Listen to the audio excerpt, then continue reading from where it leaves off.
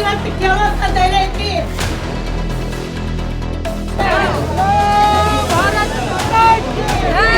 Mister Pralhad Joshi, ನಿನ್ನ ಮೇಲೆ case ಮಾಡ್ತಿದ್ವಿ. ನಾವೇನು ಇಲ್ಲ ಮನೆ ಕಟ್ಟಿ ಬಾಳೆ ಮಾಡಕ ಜೀವನ ಮಾಡಕ ನಾವು ಇಲ್ಲಿಲ್ಲ. ಇದು ನಮ್ಮ ದೇಶಕ್ಕಾಗಿ ಹೋರಾಟ ಮಾಡಕ್ಕಿದ್ದೇವೆ. ಹೋರಾಟ ಆಯು ಕಾಲಕ್ಕೂ ನಿಲ್ಲೋದಿಲ್ಲ. ಯಾವಾಗ ಈ ಹೋರಾಟ ನಿಂತದಪ್ಪ ಅಂದ್ರ ಯಾವಾಗ ನಮ್ಮ ನಾಡಿಗೆ ನೀರು ಬರ್ತೈತಿ, ನೀರು ಭೂಮಿ ಉಂಟಾಗಿ ಚಲೋ ಆಕೈತಿ, ಅವಾಗ ಈ ಹೋರಾಟ ನಿಂತ ನೋಡ್ತಾ. ಆಡಳಿತ ಮಾಡಿದಂತ ಜನಪ್ರತಿನಿಧಿಗಳು ಈ ಜನರಿಗೆ ಏನು ಕೊಡುಗೆ ಕೊಟ್ಟಿದ್ದೀರಿ? ಜಗ ಬಿಡ್ಸಕ್ ಬರ್ತಾರ ನಾವು ಬಂದವ ಕರ್ಕೂಲ ಅದಾವ ಇಲ್ಲಿ ನೋಡ್ತೇವೆ ನಾವು. ಬರ್ರಿ ಜಗ ಬಿಡ್ಸಕ್ ಈ ಜಗ ಬಿಡ್ಸಕ್ ನಾವು ಹೌದು ಗಡಿಸೋಣ ಅಂತೇವೆ ನಾವು. ಹೋರಾಟ ನಿಲ್ಸಾಕ ಹರಿಬ್ರಹ್ಮಗೂ ಸಾಧ್ಯವಿಲ್ಲ. ಮಂಕವಷ್ಟ ಅಲ್ಲ, ಹರಿಬ್ರಹ್ಮಗೂ ಸಾಧ್ಯವಿಲ್ಲ.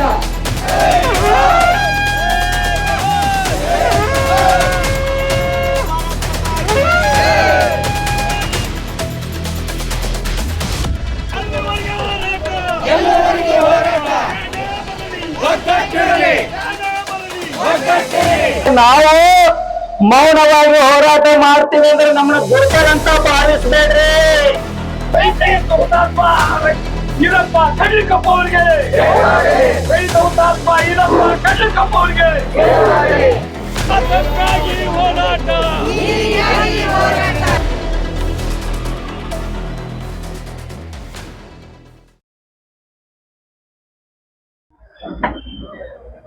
ಏನು ಇವತ್ತಿನ ದಿನ ರೈತರ ಹೋರಾಟದ ವೇದಿಕೆಯ ಮೇಲೆ ಆಗಮಿಸಿದಂತ ಸರ್ವರಿಗೂ ಕೂಡ ಸ್ವಾಗತ ಮಾಡ್ತಾ, ನಿರಂತರವಾಗಿ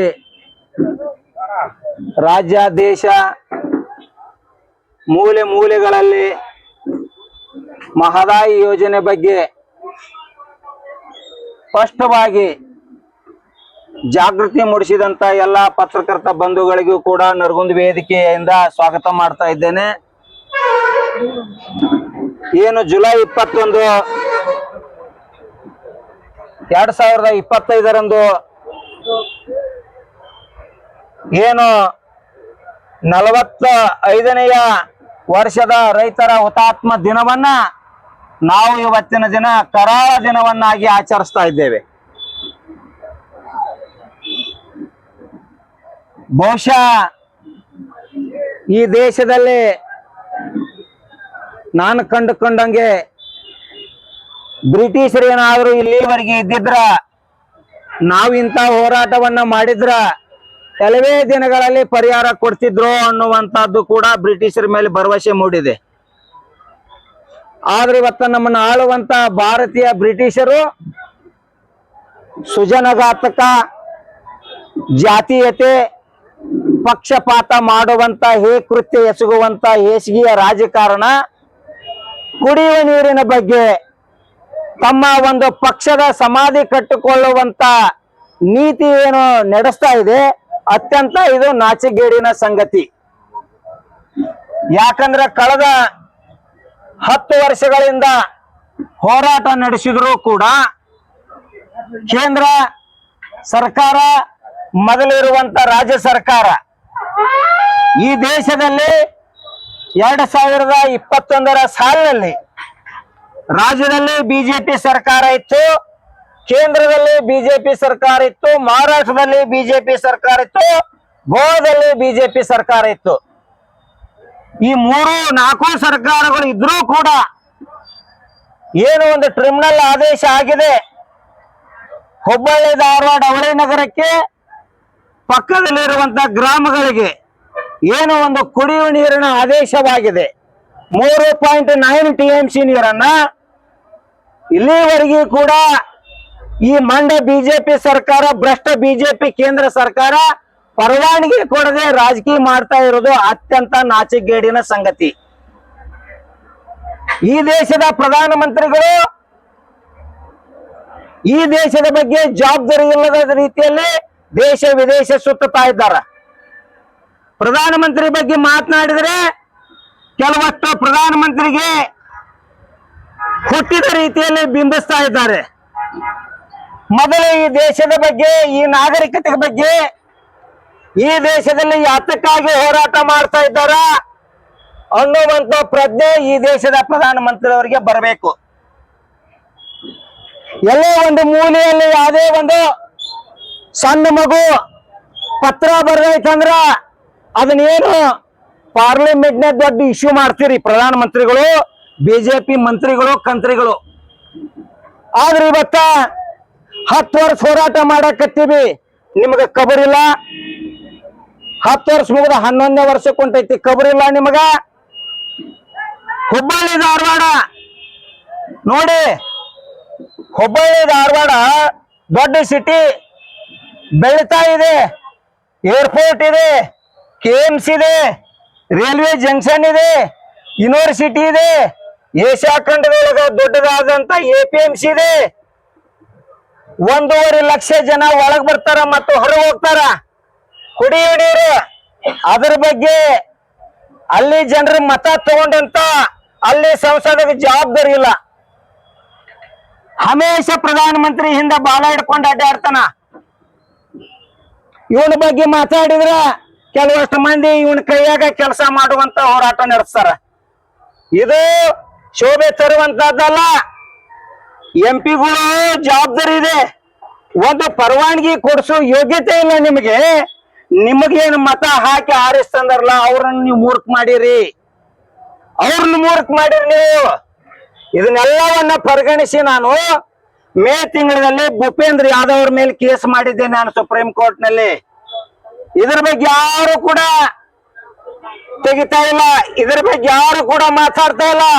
ಇವತ್ತು ಭೂಪೇಂದ್ರ ಯಾದವ್ ಅವ್ರನ್ನ ಸುಪ್ರೀಂ ಕೋರ್ಟ್ ಕಟ್ಕಟ್ಟೆ ಹಚ್ಚಲಿಕ್ಕೆ ನಾವು ನರಗುಂದ ವೇದಿಕೆಯರು ಸಿದ್ಧರಾಗಿ ಮಾಡಿದ್ದೇವೆ ಅನ್ನೋದನ್ನ ಸ್ಪಷ್ಟಪಡಿಸ್ತಾ ಇದ್ದೇನೆ. ಇಲ್ಲಿ ಏನು ಭೂಪೇಂದ್ರ ಯಾದವ್ ಅವರು ಇದ್ದಾರ ನೋಡ್ರಿ, ಭೂಪೇಂದ್ರ ಯಾದವ್ ಅವರು ಏನಿದ್ದಾರ ಇವತ್ತ ಕೇಂದ್ರದ ಮಂತ್ರಿಯಾಗಿ ಸಣ್ಣ ಕೆಲಸ ರೀ ಇದು.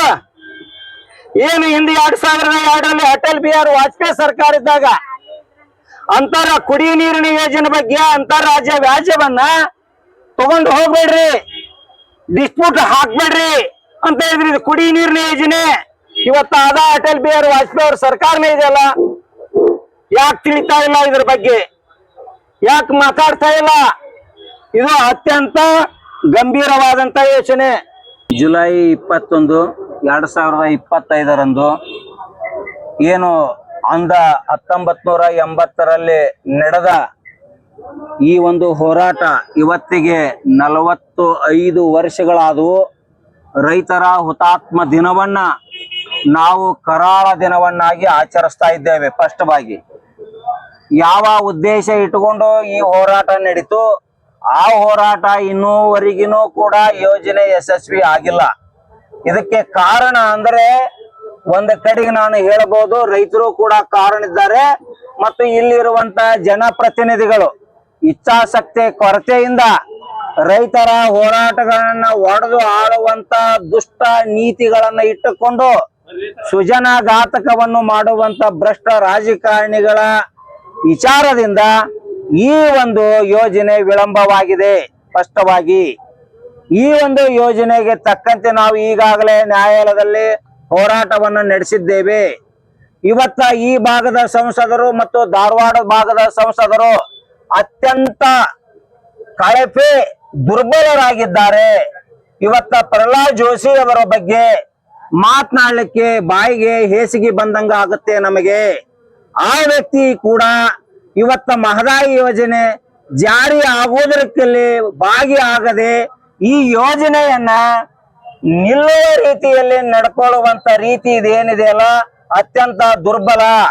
ಇವತ್ತು ಯಾವುದೇ ಕಾರಣಕ್ಕೂ ಕೂಡ ನಾವು ಸಂಸದರ ಬಗ್ಗೆ ಆಗಲಿ, ರಾಜಕೀಯ ಮಾಡುವಂತ ರಾಜಕಾರಣಿಗಳ ಬಗ್ಗೆ ಆಗಲಿ ನಾವ್ ಯಾವತ್ತೂ ಕೂಡ ತಲೆ ಬಾಗಲ್ಲ. ನಾವು ಕೂಡ ಸುಪ್ರೀಂ ಕೋರ್ಟ್ ನಲ್ಲಿ ನಮಗೆ ಏನು ಒಂದು ಪರವಾನಗಿ ಕೊಡುವಂತ ಏನು ಕೇಂದ್ರದ ಮಂತ್ರಿಗಳಾದಂತ ಭೂಪೇಂದ್ರ ಯಾದವ್ ಅವರ ಮೇಲೆ ನಾವು ಕೂಡ ಕೇಸ್ ಮಾಡಿದ್ದೇವೆ. ಕಾನೂನಾತ್ಮಕವಾದಂತ ಹೋರಾಟವನ್ನು ನಾವು ನಡೆಸುತ್ತೇವೆ ಅನ್ನುವಂತಹದ್ದಲ್ಲಿ ಸ್ಪಷ್ಟಪಡಿಸ್ತಾ ಇದ್ದೇನೆ. ಅಷ್ಟೇ ಅಲ್ಲದೆ ಬಹುದೊಡ್ಡ ವಿಚಾರವೇನೆಂದರೆ ಈ ಒಂದು 10 ವರ್ಷದ ಅವಧಿಯಲ್ಲಿ ಈ ಭಾಗದ ಮಹದಾಯಿ ಯೋಜನೆ ಅಷ್ಟೇ ಅಲ್ಲ, ರೈತರು ಬೆಳೆದಂತ ಬೆಳೆಗಳಿಗೆ ಶಾಶ್ವತ ಖರೀದಿ ಕೇಂದ್ರ ಆಗಬೇಕು ಅನ್ನುವಂತದ್ದು ನಮ್ಮ ವೇದಿಕೆಯ ವಿಚಾರವಿತ್ತು. ಆ ನಿಟ್ಟಿನಲ್ಲಿ 2021 ಸಾಲಿನಲ್ಲಿ ನಾವು ಉಚ್ಚ ನ್ಯಾಯಾಲಯ ಬೆಂಗಳೂರಿನಲ್ಲಿ ಸಾರ್ವಜನಿಕ ಹಿತಾಸಕ್ತಿ ಅರ್ಜಿ ಹಾಕಿದ ಪರಿಣಾಮಕ್ಕೆ 4 ವರ್ಷ ವಾದ ಮತ್ತು ಪ್ರತಿವಾದವನ್ನು ಆಲಿಸಿದ ನ್ಯಾಯಾಧೀಶರು ಏನು ಇಡೀ ರಾಜ್ಯಕ್ಕೆ ಮತ್ತು ಕೇಂದ್ರಕ್ಕೆ ಸ್ಪಷ್ಟವಾಗಿ ನಿರ್ದೇಶನವನ್ನು ನೀಡಿದ್ದಾರೆ. ರೈತರು ಬೆಳೆದಂತ ಬೆಳೆಗಳಿಗೆ 2 ತಿಂಗಳ ಬೆಳೆ ಬರೋಕ್ಕಿಂತ ಪೂರ್ವದಲ್ಲಿ ಖರೀದಿ ಕೇಂದ್ರಗಳನ್ನು ತೆರೆಯಬೇಕು. ಆ ಜಿಲ್ಲಾಧಿಕಾರಿಗಳು ಸಮೀಕ್ಷೆ ಮಾಡಿ ವೈಜ್ಞಾನಿಕವಾದಂತ ಆಲೋಚನೆಗಳನ್ನು ಇಟ್ಟುಕೊಂಡು ಸೈಂಟಿಫಿಕ್ ಆಗಿ ಈ ಒಂದು ಮಾದರಿಯಲ್ಲಿ ಮಾಡಬೇಕು ಅನ್ನುವಂತ ನಿರ್ದೇಶನ ಮಾಡಿದ್ದಾರೆ. ರೈತರಿಗೆ ಅಲ್ಲೇ ಒಂದು ಕಡೆಗೆ ಬೆಳೆದಂತ ಬೆಳೆಗಳು ಇವತ್ತ ಭ್ರಷ್ಟ ದಲಾಳಿಗಳ ಪಾಲಾಗ್ತಿತ್ತು, ಅದನ್ನ ನಾವು ಇವತ್ತ ರೈತರ ಪಾಲಾಗ್ಲಿಕ್ಕೆ ಶ್ರಮಿಸಿದ್ದೇವೆ ಅನ್ನುವಂತದ್ದಲ್ಲಿ ಹೇಳ್ತಾ ಇದ್ದೇನೆ. ನರಗುಂದ ವೇದಿಕೆ ರೈತ ಸೇನಾ ಕರ್ನಾಟಕ ವೀರೇಶ್ವರ ಮಠ. ರೈತ ಸೇನಾ ಕರ್ನಾಟಕ ನರಗುಂದ ವೇದಿಕೆಯ ವತಿಯಿಂದ ಏನು 2025 ಜುಲೈ 21ರಂದು ರೈತರ ಹುತಾತ್ಮ ದಿನವನ್ನ ನಾವು ಇವತ್ತಿನ ದಿನ ಕರಾಳ ದಿನವನ್ನಾಗಿ ಆಚರಿಸ್ತಾ ಇದ್ದೇವೆ. ಕಳೆದ 1980ರ ದಶಕದಲ್ಲಿ ಏನು ಅವತ್ತಿನ ಸರ್ಕಾರ ರೈತರ ಬಗ್ಗೆ ಹಗುರವಾಗಿ ತೆಗೆದುಕೊಂಡಂತ ನಿರ್ಣಯಗಳ ಬಗ್ಗೆ ಹೋರಾಟ ನಡೀತು. ಅವತ್ತಿನ ದಿನ ನಾವು ರೈತರನ್ನ ಕಳ್ಕೊಂಡ್ವಿ. ಆ ಒಂದು ದಶೆಯಲ್ಲಿ 45 ವರ್ಷಗಳಾದವು. ಇವತ್ತಿಗೆ 45 ವರ್ಷಗಳಾದವು.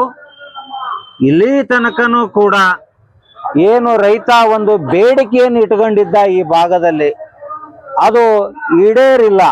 ಕಾರಣ ಇಷ್ಟೇ, ಇದಕ್ಕೆ ಜನಪ್ರತಿನಿಧಿಗಳು ಕಾರಣ ಮತ್ತು ನನ್ನ ಜೀವನದಲ್ಲಿ ಈ ರೈತರ ಹೋರಾಟಕ್ಕೆ ಬಂದ ನಂತರ ನಾನು ಸ್ಪಷ್ಟವಾಗಿ ತಿಳ್ಕೊಂಡಂತ ಯೋಚನೆ ಏನಂದ್ರ ರಾಜಕಾರಣಿಗಳು ಅಷ್ಟೇ ಕಾರಣ ಅಲ್ಲ, ರಾಜಕಾರಣಿಗಳಿಗಿಂತನೂ 50% ಹೆಚ್ಚು ರೈತರು ಕಾರಣ ಅನ್ನುವಂತಹದ್ದಿಲ್ಲ ನಾನು ತಿಳ್ಕೊಂಡಿದ್ದೇನೆ. ಇವತ್ತು ರೈತರು ಜಾಗೃತವಾಗಿಲ್ಲ. ಜಾತಿಗೆ ಅಂಟಿಕೊಂಡಿದ್ದ ಪರಿಣಾಮಕ್ಕೆ, ಪಕ್ಷಕ್ಕೆ ಅಂಟಿಕೊಂಡಿದ್ದ ಪರಿಣಾಮಕ್ಕೆ ರೈತರ ಬೇಡಿಕೆಗಳು ಇವತ್ತು ವಿಳಂಬ ಆಗ್ತಾ ಇದ್ದಾವೆ. ಆ ಹಿನ್ನೆಲೆಯಲ್ಲಿ ಕೂಡ ನಾವು ಏನು 2015 ಜುಲೈ 16ರಂದು ಏನು ಹೋರಾಟ ಮಾಡಿದ್ವಿ, ಇವತ್ತಿಗೆ 10 ವರ್ಷ ಮುಗಿದು 11ನೇ ವರ್ಷಕ್ಕೆ ನಾವು ಕಾಲಿಟ್ಟಿದ್ದೇವೆ.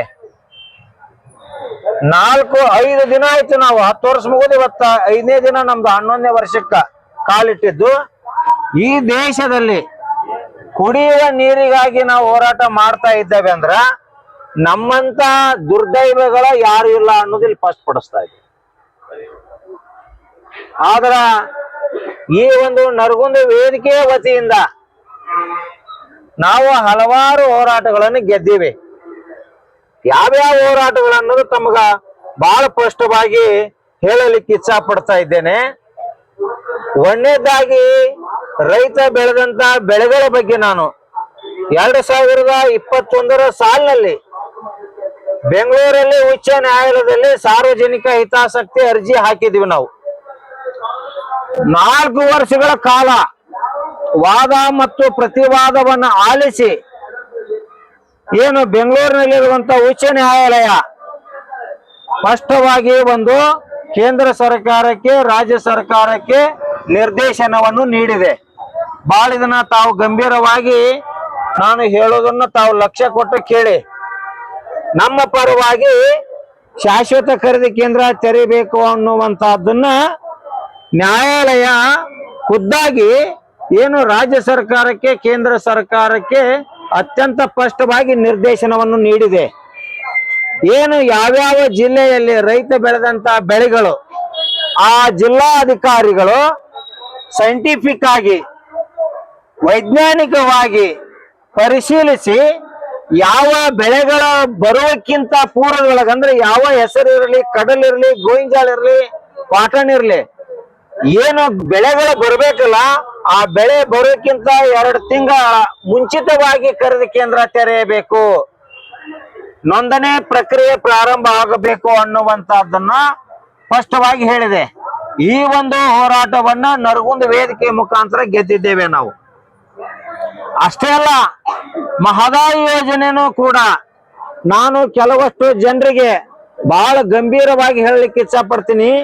ಮಹದಾಯಿ ಹೋರಾಟವನ್ನು ಕೂಡ ಬಹಳ ನರಗುಂದ ವೇದಿಕೆ ಏನಿದೆಯಲ್ಲ, ಈ ನರಗುಂದ ವೇದಿಕೆ ಬಹಳ ಸ್ಪಷ್ಟತೆ ಇದೆ, ಸುಳ್ಳುಗಳಿಲ್ಲ.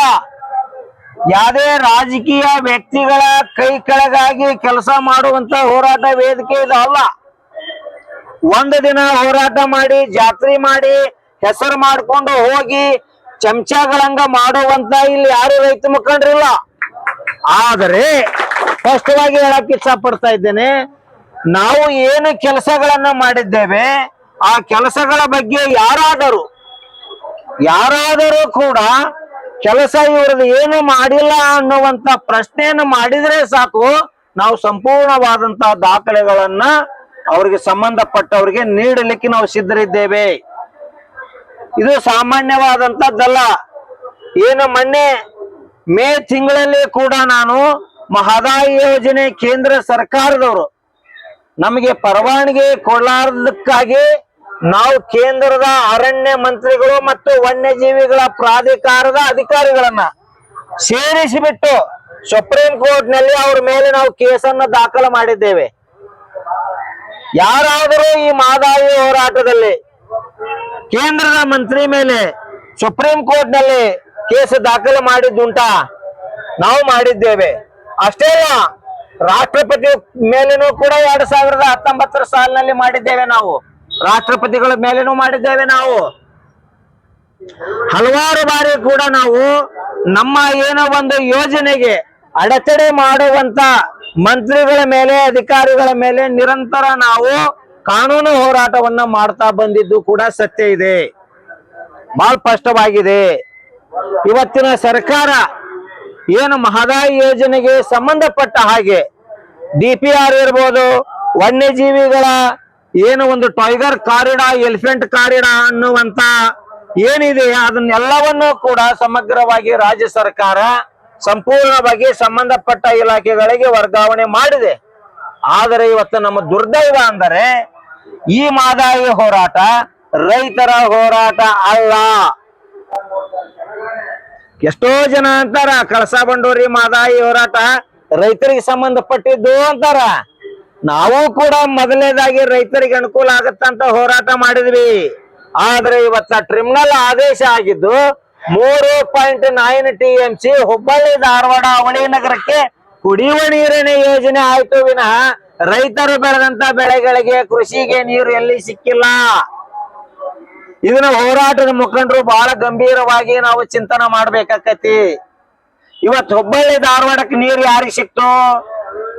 ಹುಬ್ಬಳ್ಳಿಯಲ್ಲಿರುವಂತ ಧಾರವಾಡದಲ್ಲಿರುವಂತ ಅವರು ರೈತರಿಗೆ ಸಂಬಂಧಿಕರು, ರೈತರ ಮಕ್ಕಳು ಅನ್ನುವಂತ ಭಾವನೆಗಳನ್ನು ಇಟ್ಟುಕೊಂಡು ನಮ್ಮ ನೀರನ್ನ ಏನು ಮಲಪ್ರಭಾ ಡ್ಯಾಮಿನ ನೀರನ್ನ ಅವರು ಯಾವುದೇ ಪರವಾನಗಿ ಇಲ್ಲದ ತಗೊಂಡೋಗಿ ಬಳಕೆ ಮಾಡ್ತಿದ್ರಲ್ಲ, ಆ ಒಂದು ಕಳಸಾ ಬಂಡೂರಿ ಮಹದಾಯಿ ನೀರು ಬಂತು ಅಂದ್ರ ನಮ್ಮ ನೀರಾನ ನಮಗ್ ಉಳಿತದ ಅನ್ನುವಂತ ಒಂದು ವಿಚಾರವನ್ನು ಇಟ್ಟುಕೊಂಡು ನಾವು ಹೋರಾಟ ಮಾಡ್ತಾ ಇದ್ದೇವೆ. ಇದು ಬಹಳ ಸ್ಪಷ್ಟತೆ ಇರಲಿ ಎಲ್ಲರಿಗೂ. ಇವತ್ತ ಧಾರವಾಡ ಜಿಲ್ಲೆ, ಬಾಗಲಕೋಟೆ ಜಿಲ್ಲೆ ತಮ್ಮ ಗಮನಕ್ಕೆ ತರ್ತಾ ಇದ್ದೇನೆ.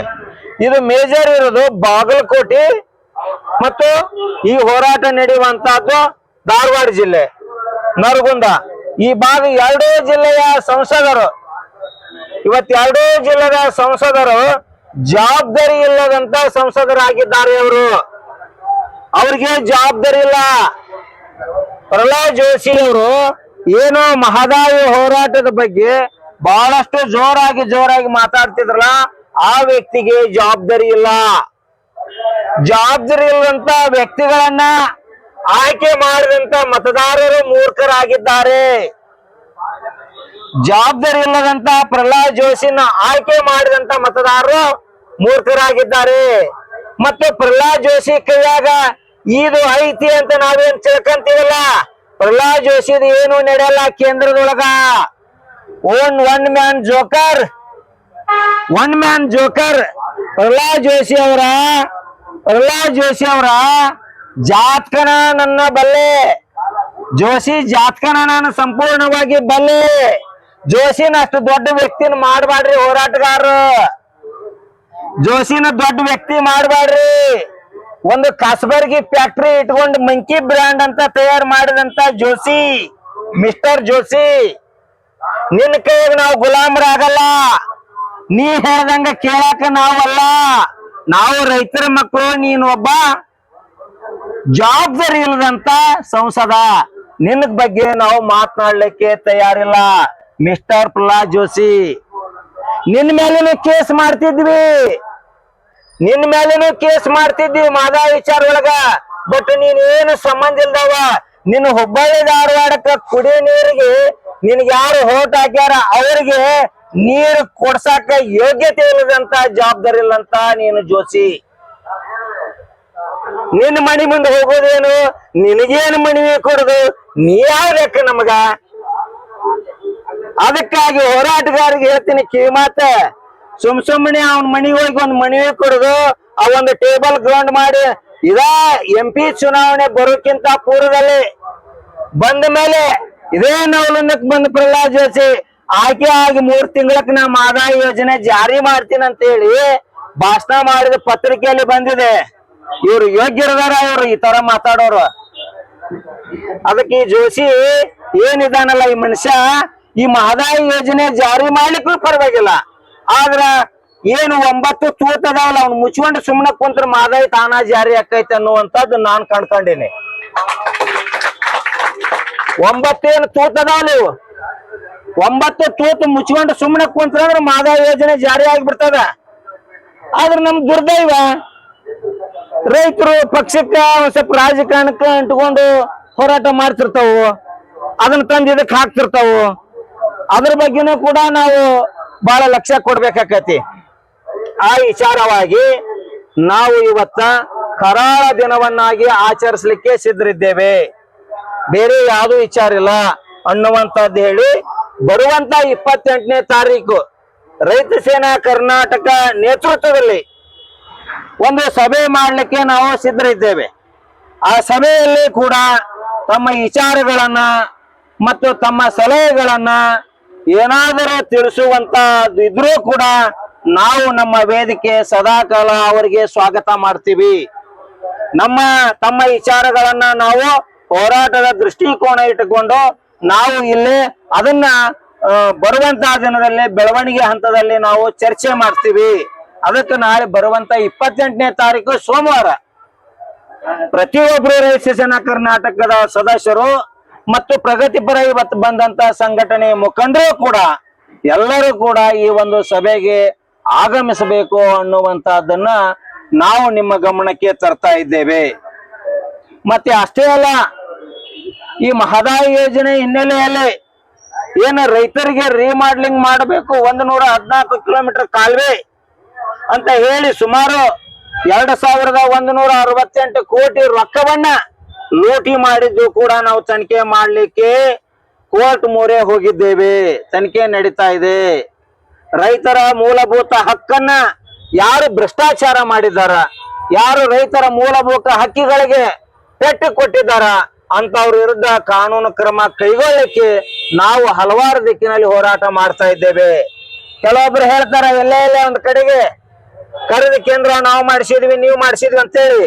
ಇಲ್ಲಿ ಏನಿಲ್ಲ, ನರಗುಂದ ವೇದಿಕೆ 4 ವರ್ಷ ಕೋರ್ಟ್ ನಲ್ಲಿ ವಾದ ಮತ್ತು ಪ್ರತಿವಾದವನ್ನ ಮಾಡಿ ಕೇಂದ್ರ ಸರ್ಕಾರವನ್ನ ಪಾಲ್ಟಿ ಮಾಡಿ ಇವತ್ತು ಒಂದು ಹಂತಕ ರೈತರಿಗೆ ಏನೋ ಒಂದು ಕಡೆಗೆ ರೈತ ಬೆಳೆದಂತ ಬೆಳೆಗಳಿಗೆ ವೈಜ್ಞಾನಿಕ ಬೆಲೆ, ಬೆಂಬಲ ಬೆಲೆ ಶೀಘ್ರವಾಗಿ ಜಾರಿ ಆಗಬೇಕು ಅನ್ನುವಂತ ದೃಷ್ಟಿಕೋನ ಇಟ್ಟುಕೊಂಡು ನಾವು ಇವತ್ತು ಪ್ರಯತ್ನ ಮಾಡಿ ಹೋರಾಟ ಮಾಡ್ತಾ ಇದ್ದೇವೆ.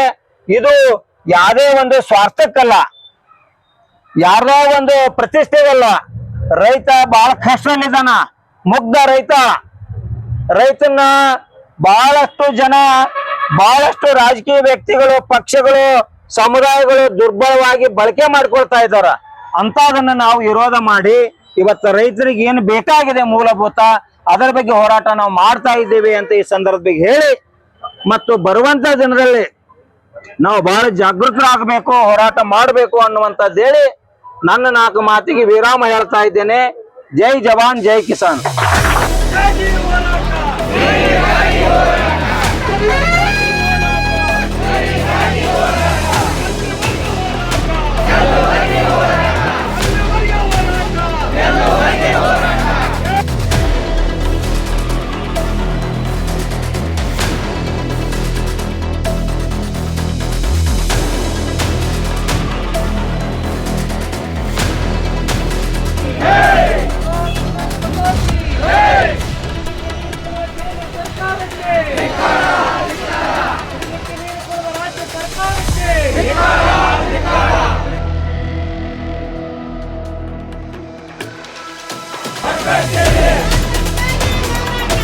ನೀರಿಗಾಗಿ ಹೋರಾಟ